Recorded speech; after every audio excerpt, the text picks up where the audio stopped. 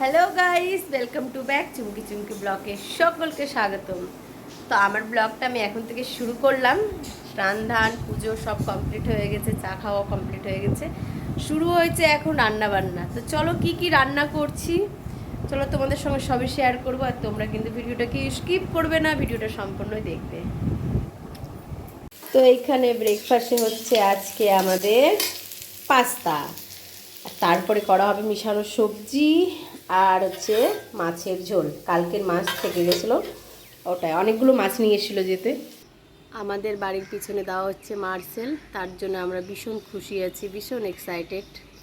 তো আমার জন্য আর বরমশাইয়ের জন্য এখানে পাস্তা বের করে নিয়েছি, আর সবজিটাও চুকে দিয়েছিলাম মশলা টশলা ভেজে।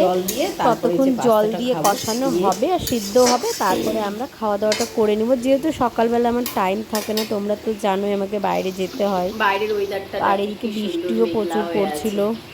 পায়ের অবস্থাটা, স্কুল যেতে পারবে না বিরু, এখন পায়ের অবস্থাটা ঠিক নেই। তো বিরাটের জন্য পাস্তা নিয়ে চলে এসেছি। এনে দে, ফুটবল খেলে পায়ে লাগিয়েছে ভালোই, কয়দিন ধরে দেখতে পাচ্ছ। যা আরও খেল। পাটা ফুলা লাগছে, কিন্তু বেশি ফুলা হয়ে গেছে পাটা মনে হচ্ছে। তো মাম্মাম আজকে স্কুলে আছে, আর হচ্ছে বর্মশাই ভুলে গেছে। 9টা 15 হয়ে গেল, না সরি 10টা 15 হয়ে গেল। 10টায় ঠিক ছুটি হয়ে যায়। মাম্মাম একাই বসে আছে, জানি না কি হলো না হলো। তো আসবে, তোমাদেরকে সবটাই বলবো। আর সবটা হয়েছে বিরুর জন্য। বিরু ফোন নিয়ে নিয়েছে ওর বাবার, ও টাইম দেখতে পারেনি, তার জন্য এতটা লেট হলো। আর গেম খেলার জন্য মানে এত ব্যস্ত, এত ব্যস্ত, টেনশনে ভালো লাগছে না। একে নিয়ে প্রচুর টেনশন হয়ে গেছে এখন আমার। আর এরকম বাচ্চা কার কার বাড়িতে আছে আমাকে কমেন্ট বক্সে জানাবে। কি গেম যদি নিয়ে নেয়, গেম খেলতে বসে যায়, তাহলে আর কিচ্ছু চাই না। এর গেমের চক্করে মামামের আজকে অনেক লেট হয়ে গেল। মামা আজকে একা স্কুলে বসে হবে, অনেক টেনশন লাগছে।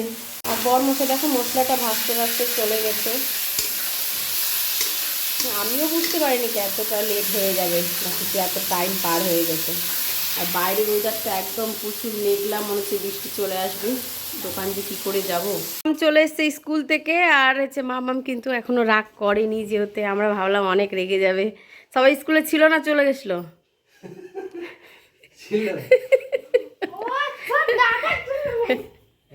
এই যে শুরু হয়ে গেল, মনে পড়লো এখন, এই যে অ্যাকশন শুরু। আমার জন্য হয়নি কিছু।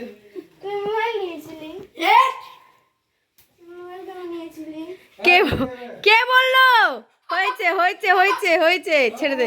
তো ফাইনালি আমি রেডি, এখন বেরিয়ে পড়বো, যেটা আমার ডিউটি। সেই রাত্রি কটায় আসবো তোমাদেরকে সব শেয়ার করবো আজকে আমি কটায় আসি। আর এখানে বোঝাই যাচ্ছে একটু স্পট পড়ে যাচ্ছে, কি করবো, এত টেনশন, এত চাপ, প্রচুর প্রচুর। তো চলো এখন বেরানো যাক। চুলের কালার দেখো, বেগুনি।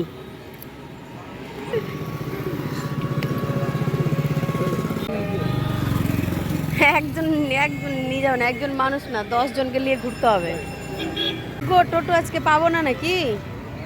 টোটোই তো নাই। পেয়েছি,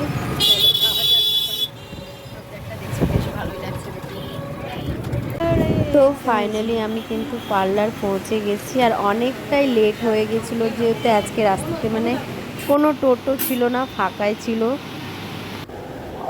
তারপরে কি একটার পর একটা কাজ করে নিয়েছি পরে পরে। আর এখানে একটাই ফেসিয়াল করেছিলাম। তো খাওয়া দাওয়া ফাইনালি কমপ্লিট। জলবা।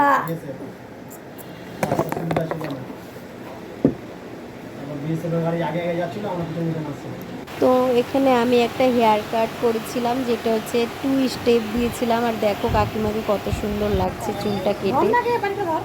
তারপরে কি রাজুদার বাড়ি থেকে নারায়ণ পুজোর প্রসাদ আনা হয়েছিল 1 বাটি। আমার মৌলিকটা খেতে বেশ ভালোই লাগে, কিন্তু আজকে খেতে পারিনি, যেহেতু ফ্রিজে রাখা ছিল আর ঠান্ডা হয়েছিল, তার জন্য আমি খাইনি। আর রাত্রে ঘুগনি খেয়ে তারপরে বাড়ির জন্য বেরালাম, কিন্তু টোটো পাওয়া যাচ্ছিল না। যাওয়ার সময় তাই হয়েছে, আসার সময় একই কেস। আর এদিকে প্রচুর বৃষ্টি পড়ছিল।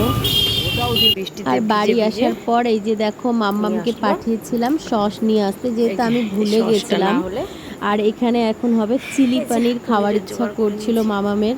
মামাম সকালেই বলেছিল কি মা তাড়াতাড়ি আসবে আর চিলি পনির আর রুটি বানাবে। আর এইদিকে বিরু পড়তে বসেছিল আর বিরু ঘুমিয়ে যাচ্ছিল, এই তো রান্নার দেরি হচ্ছিল, তো বিরুকে উঠানো হলো খাওয়ানোর জন্য। বিরু কিছুতেই উঠছিল না। এদিকে বাইরে এতটা বৃষ্টি, আমি টেনশন করছিলাম বরমশাই কি করে বাড়ি আসবে, যেহেতু বৃষ্টি থামেই না। সেই সন্ধ্যে 6টা থেকে একই রকম বৃষ্টি হয়েই গেছে। তো ফাইনালি বরমশাই কিন্তু ভিজে ভিজে চলে এসেছে। তো আজকের ব্লগটা এখানে